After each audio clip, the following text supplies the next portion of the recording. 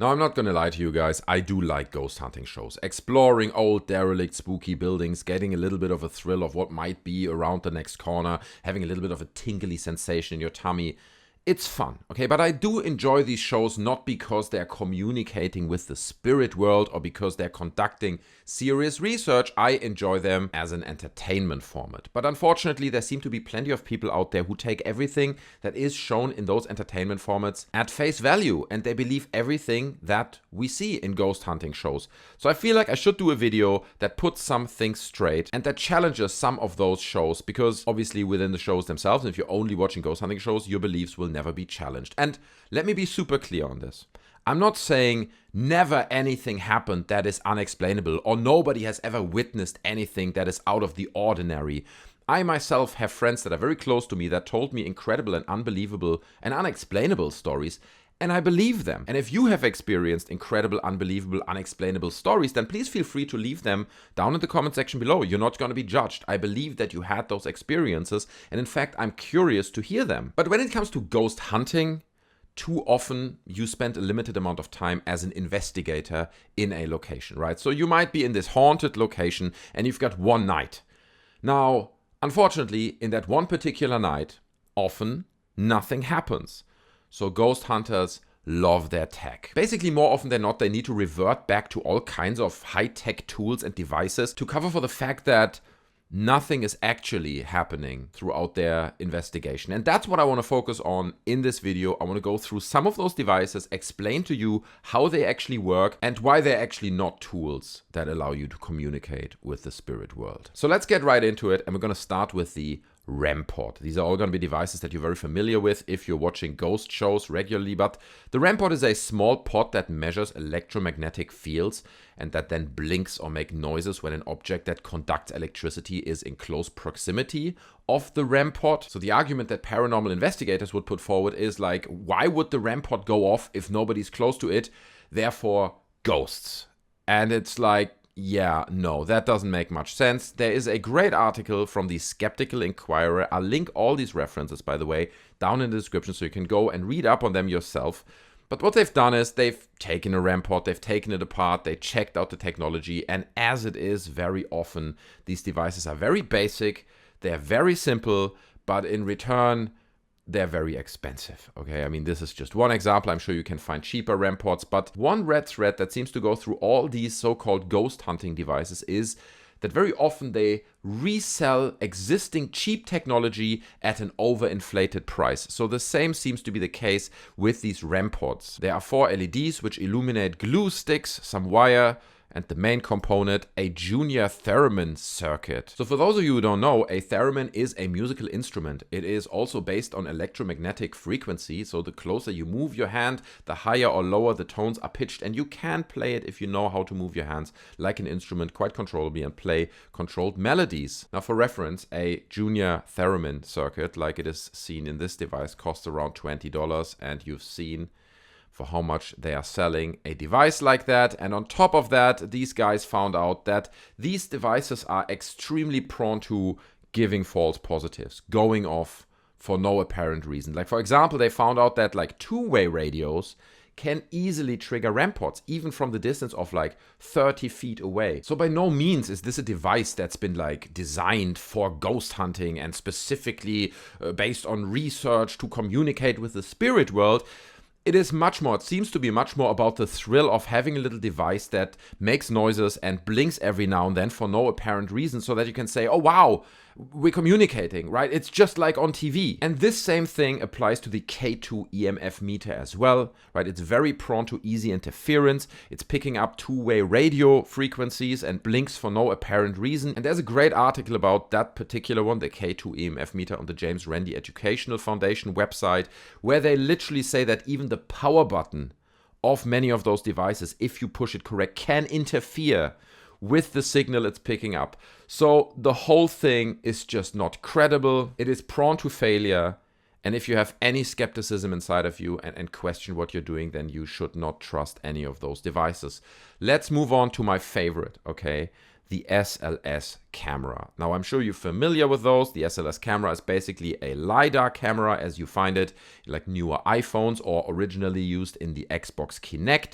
It maps little stickmen into the environment based on patterns detected by that LiDAR scanner. Now, what is a LiDAR scanner? It shoots out little bursts of light or lasers into the space, and then depending on how the light bounces back, it is able to measure distances, okay? So therefore, you can literally create like a three-dimensional image, a basic three-dimensional image of a room. And ghost investigators use it to scan a room, and then every now and then the SLS camera picks up a pattern. It shows you a stickman. It's like, oh, ghost. There's a ghost. I've seen a stickman on my SLS.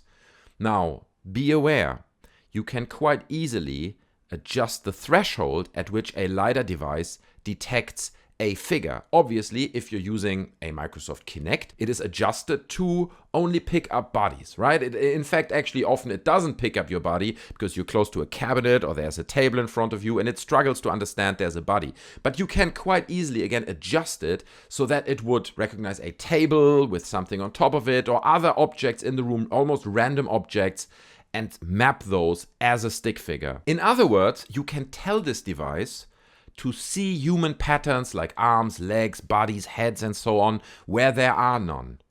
It almost randomly detects shapes.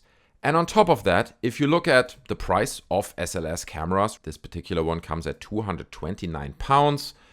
And when you then compare it with similar devices like a Microsoft Kinect, it comes at $18.99. Okay, not to say that you still need to do a bit of work on it, and you can kind of see it almost has like a Kinect-esque device mounted on top of it. So it is quite similar. It needs a little bit of modification, but once you get that, you can sell it at an incredibly inflated price. And then I also found this little nugget down here that I want to share with you guys, which is absolutely incredible. Down in the question, someone's asking, does this include the software to put onto the Windows tablet, right, if you want to use this device? And the answer is, no, the software is not included. We'll sell it separately on a USB stick if you need that too. So it's like, Jesus Christ, they're cashing in so hard on every possible opportunity to inflate the price, to grift more money out of people. It is literally ridiculous. But let's move on. The next one we're going to talk about is a big one. We're talking about EVP recordings. Those are electronic voice projections or electronic voice phenomenon, depending on who you ask. Now, the idea here is that you record audio, and while you hear nothing in the real world, once you replay the audio on your audio recorder, you suddenly hear voices. You make out whole sentences. Usually, they're very faint and they are masked by like static noise, so they're not easy to understand and they need some interpretation of what is actually being said. But what's ironic about EVPs is that every time you see any ghost investigator trying to record an EVP, they're not using high-end studio-level audio recording devices that are like well shielded towards accidentally recording stray frequencies. They are often small, handheld, noisy, hypersensitive digital recorders, voice recorders, that would pick up any little bit of interference, distortion, shuffling. And you gotta ask yourself, why is that the case, right? Why are they not using these broad frequency, high-end recording devices that many of those TV shows certainly could afford? Why do they use small, handheld, often crappy voice recorders? Well, the reason is simple, okay? Because most of the time, what you hear in those EVPs is most likely stray radio transmissions. Now, if you use a well-shielded audio recording device, then you wouldn't pick up those frequencies. You would hear nothing of it. But as a ghost investigator, you want that evidence, right? So you want to pick up the rubbing of your finger, the accidental rubbing of your finger against the case of it, making noises. You want to hear amplified shuffling, maybe of your feet on the floor or other environmental noises that are happening in the background that you may have not noticed in that moment. But I would mostly point to those stray radio frequencies that just are all around us and that are being picked up by these crappy voice recorders. You wouldn't hear them if you record your voice and you're constantly talking, then they would be pushed down into the background. You wouldn't hear them. But if you're quiet and you say basically nothing, ask a question, then wait, and you're a bit lucky, you might pick up some distorted frequency that then manifests itself as an EVP on your device. And again, I can recommend a lovely article on BBC News from 2013 actually. It's a bit older, but it's still relevant today, where they go deeply into the history of EVPs, of using that method to communicate with the dead, because there is a long history going back all the way into the 50s and 60s where people claimed they communicated with Hitler and Stalin and Mussolini. It's a really interesting read if you're interested in this kind of stuff. So again, I'll link all that down in the description. Feel free to check it out yourself. And we're moving on to the Sb7 Sprrit box. Okay, so the Sb7 Sprrit box is a device that rapidly scans through radio frequencies, and if it picks up a noise over several frequencies, because it goes through them so quickly, it's interpreted as a ghost. Okay, it's a ghost. We can hear noises over 4 or 5 frequencies.